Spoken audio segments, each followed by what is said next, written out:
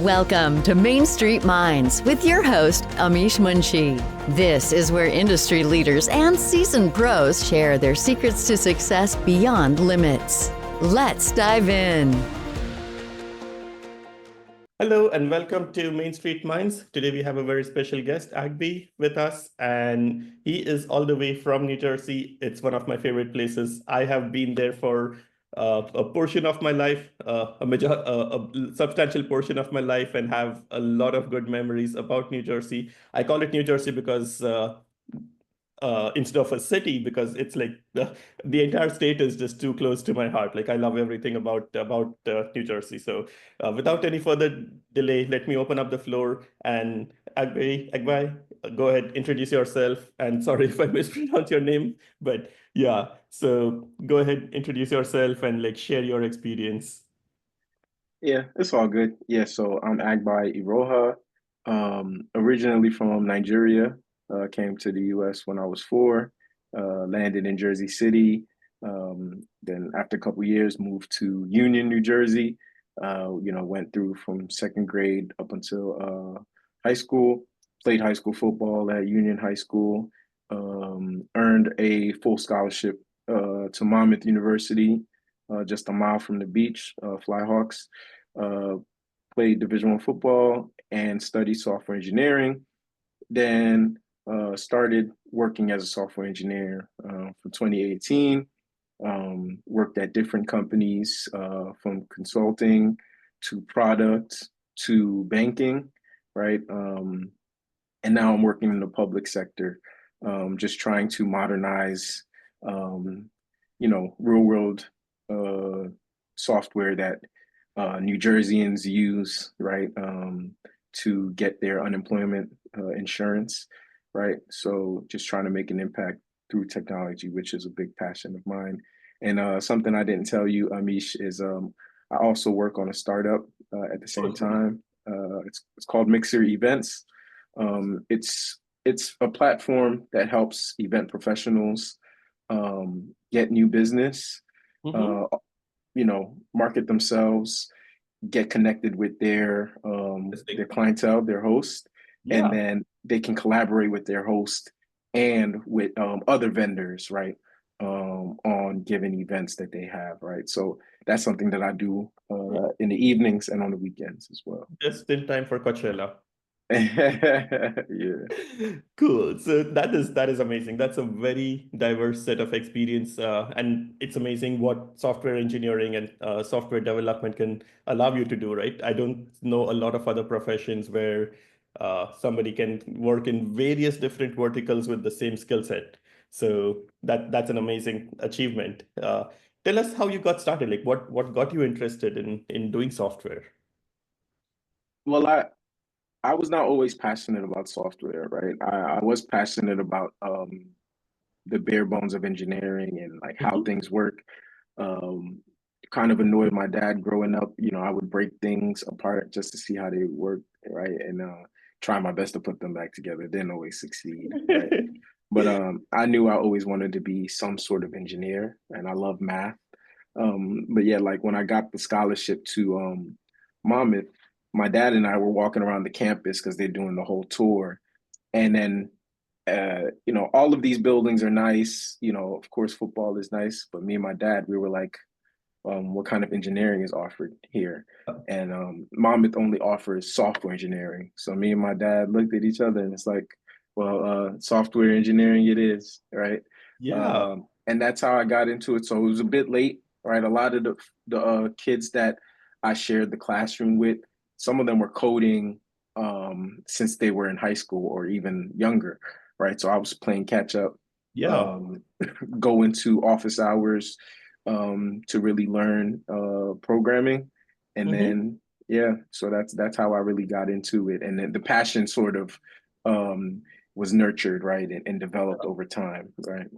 Yeah, that is amazing because a lot of people keep pursuing their passion or like try to chase something different. Like it could be monetary, it could be just something just landed on their lap. But that's Right. it's pretty amazing that you ventured into a career and then started loving it, right? Like No, Yes. but without actually liking something, nobody ever becomes successful. Uh, Right. yeah. So even if it's like the best possible uh, career option, unless you like it, you will just never succeed. So that's an important aspect of selecting what you do in life. So tell us more about what were some of the learnings that you went through the years, like it could be like just how did you manage to like select working in different industry verticals, and what does it mean kind of to have such a diverse experience? Are you able to like reuse the skills from one vertical into the other? So yeah, thank you for that question. It's a very interesting question. So one of the main things that I learned, am still learning, right, is to slow down, right? Hmm. A lot of the times, people that know how to code think coding is it. That's like all you need to do, right? But a real engineer, right? You slow down, you ask questions, right? You come up with multiple solutions, right? So you don't just go running off with the first one.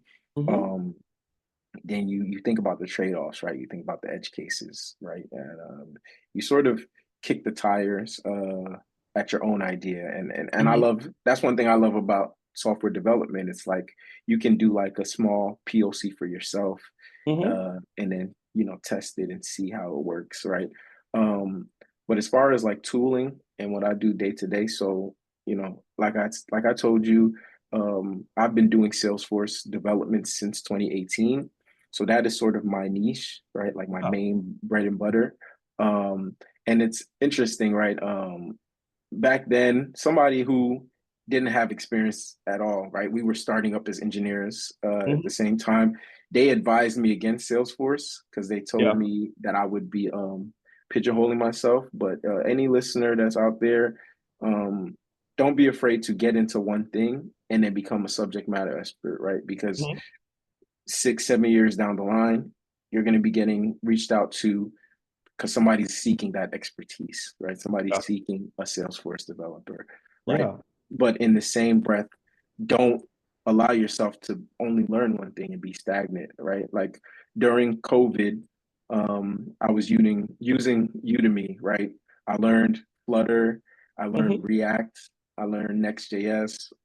Yeah. I learned different things that I was intrigued about, but I didn't get to explore during work, right? Hmm. And that actually helped me grow as an engineer too, because it's like, okay, I know Salesforce, but I'm also not limiting myself to Salesforce, and I'm getting able to learn other Yeah.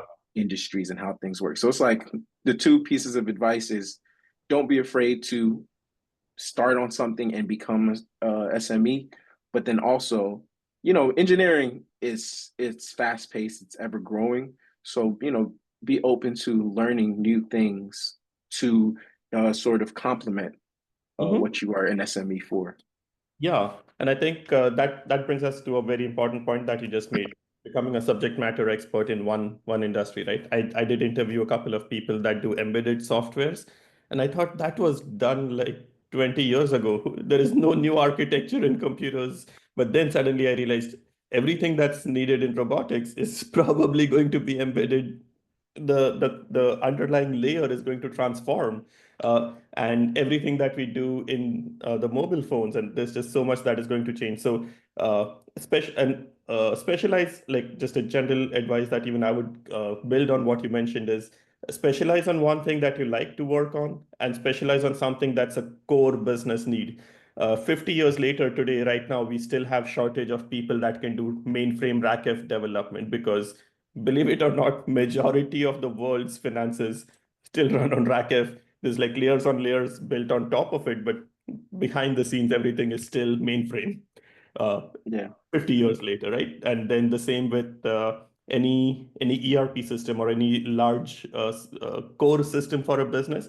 If you're closer to the core of the business, the more safer your job is, the more work there is going to be there always. Right, exactly, Yeah. exactly. That's amazing. So tell us a little bit more about what's keeping you busy and happy right now. What's keeping me busy and happy? I just got married last year. Congratulations. So that's sort of busy and happy, right? Married the love of my life, and then also got the honey-do list, right? Things I got to do here and there, but it's been an absolute pleasure marrying my best friend last June. And then, like I said, work keeps me busy, keeping up with my family. I'm also like a youth leader for so my village back home. We have a development union here. It's called NDU USA. I'm the youth leader. So, trying to keep everybody connected, right, and sort of bridge the gap between the adults and the younger folks. We actually just built um, a big multi-purpose building back home in our village, and this year we're doing an initiative to equip that building with computers, just different technologies to teach those in the village, right? The tools they need, whether it's software development, it's graphic design, right? Mhm. But we're trying to bring in that new age of technology, so that's something that my development union is focusing on, and we have a convention in August. But the fundraising is ongoing, right? So just that mixture of things is what's keeping me busy and happy. Nice, nice, cool. And you did also mention like you used to play football. Like, do you still get any opportunity to like swing your arm or go to the field? Uh, I coached at my alma mater for like 3 years. Last this past season being my last season, new regime of coaching staff, so I'll just be watching. But like, football is a physically Oh yeah. demanding game, right? So now I'm strictly a fan. I just watch. I sometimes I miss hitting people, but then I remember like I like my body more, so I just watch as a fan. Nice. Yeah, that's always cool. So it's amazing how you're able to contribute back to the society with everything you're doing. So it's a great learning experience for all of us. Saying, hey, follow the passion. Sometimes the passion might change a little bit, but keep pursuing and keep doing things that make you happy. That's really important. And congratulations on the wedding again and upcoming first anniversary. Appreciate it. Yep. It's coming up soon. Yeah, cool. So, tell us what you are seeing, what innovation you are seeing in the industry, and like where do you think things are headed next? Yeah, I mean, if you're even if you're not into tech, if you're just paying attention right now, living under a rock, everything is AI, right? Moving Yeah, towards AI, LLMs, RAG, all of those yeah, spicy buzzwords, right? But you know, it's a it's a two-headed monster, right? AI definitely 10x is my output as an engineer, right? yeah, There's just so many things that, like a small function or even naming functions and variables, right? Like the tedious things, AI definitely handles that. But then I'm like scared for the younger engineers that are up and coming, right? And they don't have the core fundamentals. Um, I don't want them to spam AI and not learn how to think, for themselves, but it's really an awesome tool. On top of that, we're seeing AI agents, right? A lot of companies, you see it in Salesforce, you see it in the smaller companies. It's agents that make people's lives easier. I don't think AI is taking um, anything. People are scared that software engineers are going to be replaced, but I think it's a tool, right? It's an assistant, and I think it will continue to be that for quite some time. So yeah, we see a lot of companies leveraging that aspect of like creating agents that make their users' lives easier.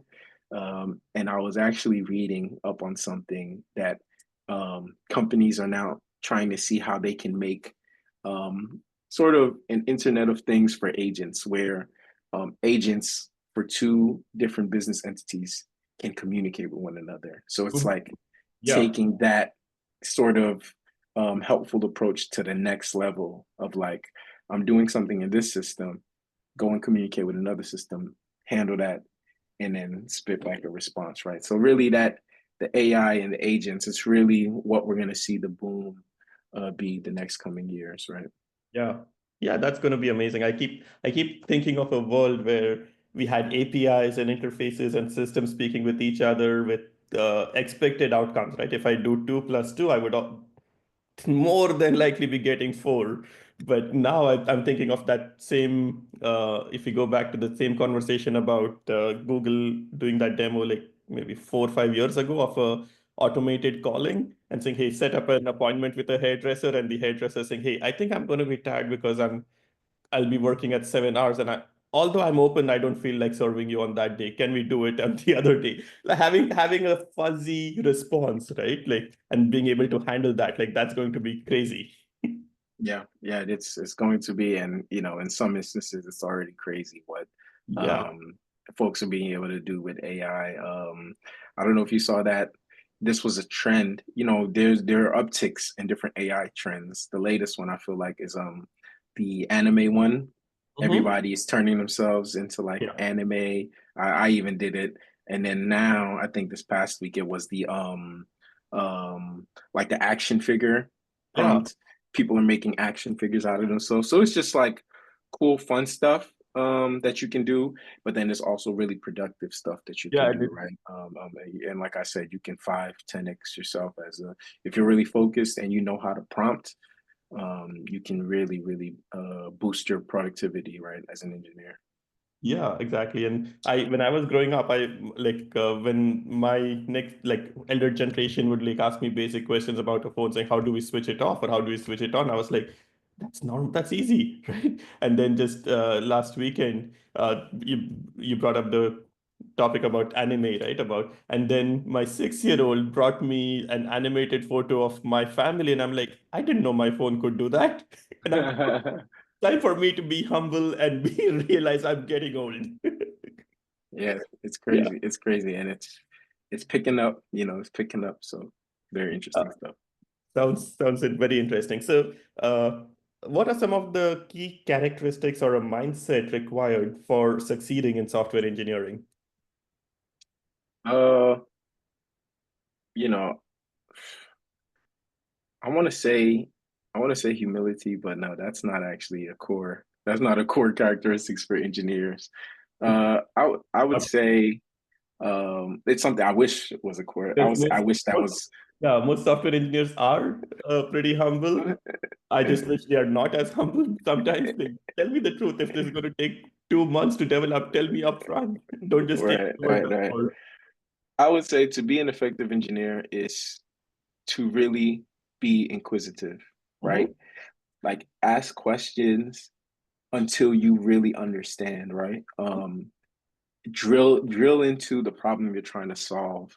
Mhm. Um, like I said, don't run into coding until you understand what's going on.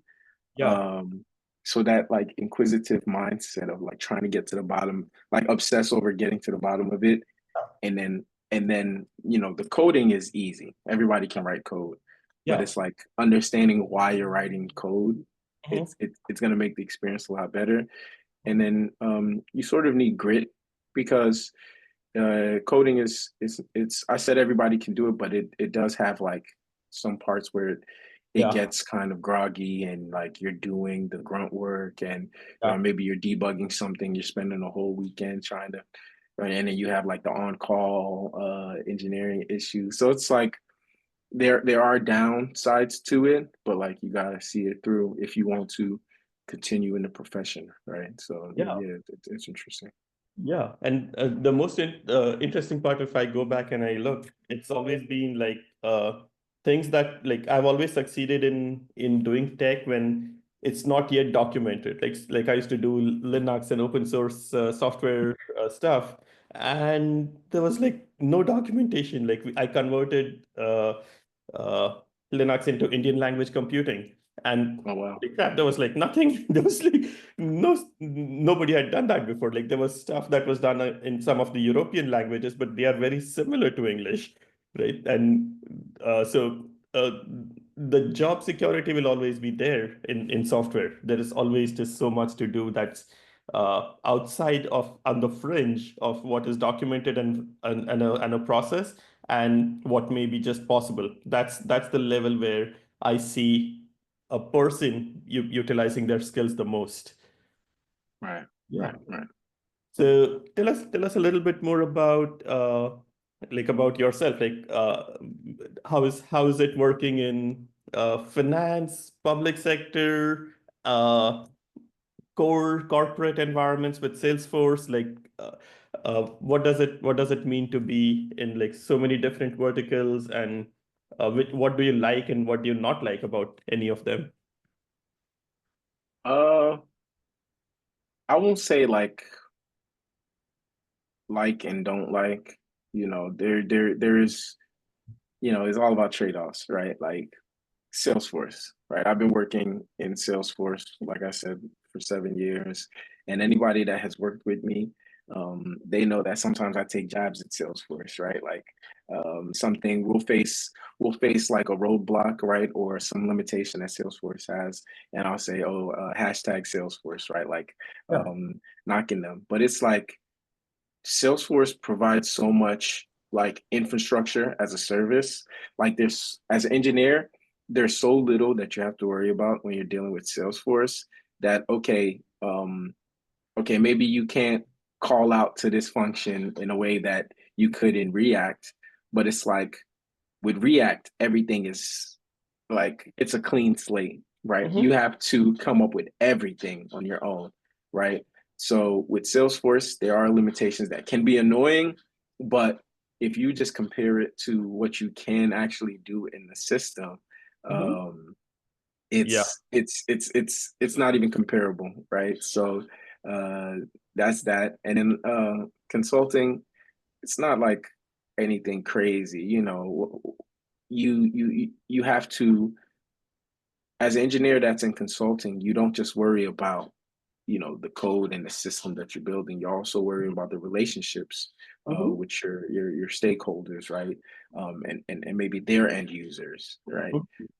So like I said, it's a trade-off thing, right? Maybe it might be a little annoying or rough uh up front, or maybe there'll be some rough periods in the relationship, but ultimately, when you deliver that solution, right, and your client, the stakeholders, they're like, man, this is so awesome. Thank you so much. It like cancels out Yeah. everything that, went on in the past, right? So it's all about perspective too, right? Because nobody, is forcing you to do anything. If you don't like something, Yeah. you go change it, right? Unless you just like complaining, right? Yeah. So you have to think about uh, what's the alternative, right? Or how bad could it be? How much worse could it be than the current situation, right? And just try to find a silver lining in whatever you're doing, whatever you're in, right? Yeah. That makes sense. It's amazing. So, yeah, as we come closer to the end of this episode, like, are there any like final words of wisdom or thoughts that you can share with the audience? No, just keep learning, keep growing, keep asking questions, right? Mhm. Um, believe in yourself. Don't undermine yourself, right? Don't short sell yourself. I At the end of last year, I was advised to keep an ongoing document of my accomplishments because I am one to undersell myself, right? So keep a live document listing out the things you've accomplished. Fill it out, whether it's weekly or daily, right? But don't wait uh, until you need to touch up your resume, right? To think about the good that you're doing because you are doing some good work, right? So And I what are think that's some all of the advice. the tools you use for documenting or slash journaling? Uh, Actually, it's funny, right? I use a mix of Google Docs and an Yeah. actual pen and paper, right? I have notebooks all over my desk, and I write things down a lot, just to get them out of my head, right? Yeah. Because sometimes that voice can get sort of jumbled up, right? So I actually write things down. Yeah. As soon as we touch a keyboard, there is like so many things on the screen. Right, right, On right. one side, I keep thinking the iPad way of working is going to be more productive because they keep forcing us saying, hey, there's going to be one app in front of you, right? They try to make it with like 2 or 3 apps, but then that's like, if you're doing more than that, you're not doing something right. But that whole forcefulness is just probably coming from that concept. Like there's nothing like a pen and paper, right? Like a real pen touching a paper, the feel of it, and just how the mind works. Like we can focus on one thing. Yeah. The I think the balance for me, I'm eventually I'm gonna invest into an iPad, Yeah. and I will still there's a cover that you can get that it'll feel like you're writing on a notebook, right? And Uh, I think I'm gonna do that because then it can be like more organized, and maybe I can be storing the pages or notes in a certain way, right? So I uh, think I that's the next step for me. Yeah, one of the things that got me out of tech into doing something else, I used to do more of identity and access management. And the world just kept going more towards two-factor authentication, multi-factor authentication. And I kept thinking, I'm probably making the world less efficient because if I Yeah. want to log into my laptop, I have to pick up my phone, accept a prompt, and 10 minutes I'm watching something that I wasn't supposed to, and the login has expired over here. Oh Yeah. man, yeah. And I Our was like, phones, man. yeah, and it's like I wish I could have an iPad with and just turn off all the notifications, then it will be like a pen and paper experience. And on the flip side, if there was a way, like it's almost become a world where the phone is more of me than me myself, right? If somebody else is Mm. able to unlock the phone, they can practically be me rather Right, than right. rather than me in Right. reality. No, you're right. You're right. And I think that's a good advice. Like, if and when I do get the iPad, I won't put any apps on it because I have all the apps on my phone. Yeah. I have some MacBooks. Why do I need to put all the apps that are on my phone on my iPad? So I think if I get one, it'll be strictly like pictures and note Yeah, taking. yeah, and even the laptops, I think we still install a lot more apps on the iPad, but very few apps are being installed on a laptop anymore. Oh Maybe yeah. one or two core business apps, but that's about it, right? Everything else is on the web now. Yes, for sure. For sure. Cool. This is an amazing conversation. I learned a lot. Thanks for sharing your valuable time on a Saturday and sharing this with all of us. Uh, any other final thoughts that you would like to speak about? Oh no, no, no. Just I just wanted to thank you for, reaching out and having me on the show. I think it's a great initiative that you're doing. And yeah, I wish you and your listeners all the best of luck. Well, thank you. Thanks for sharing your time. Thank you very much for having me. That's a wrap on today's episode of Main Street Minds. Want to share your journey with our audience? Head over to mainstreetmindspodcast.com/guest to apply.